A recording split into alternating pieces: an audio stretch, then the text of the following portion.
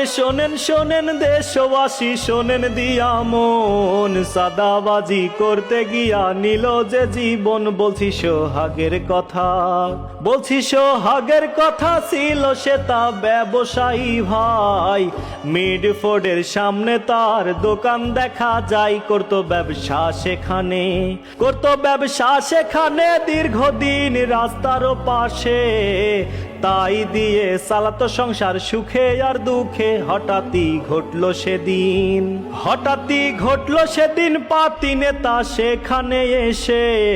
চাঁদার টাকা চাইলো তারা জোর করে বসে। এখনই দিতে হবে, এখনই দিতে হবে মোটা অঙ্কের হালাল চাঁদাটা, না হইলে ব্যবসা করতে পারবি না বেটা। চাঁদা দে তাড়াতাড়ি, চাঁদা দে তাড়াতাড়ি, বাড়াবাড়ি করা যাবে না। সোহাগ ভাই চাঁদা দিতে রাজি যে হয় না। এইবার জোরাজোরি, এইবার জোরাজোরি করছে তারা, টানাটানি ভাই। চাঁদার টাকা না পেয়ে সোহাগ রে পিটাই।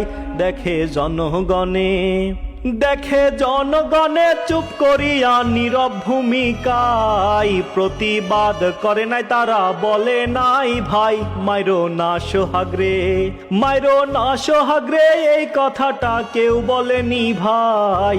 রাস্তায় ফেলে পাথর দিয়ে সোহাগ রে পিটাই।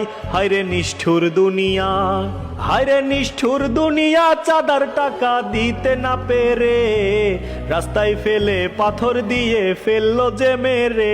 বিদায় নিল সোহাগ, বিদায় নিল সোহাগ। চাঁদাবাজি আর কতদিন বাংলাদেশে করবে তারা, হবে না বিলীন। প্রতিবাদ করতে হবে, প্রতিবাদ করতে হবে, চাঁদাবাজির বাংলাতে ঠাঁই নাই।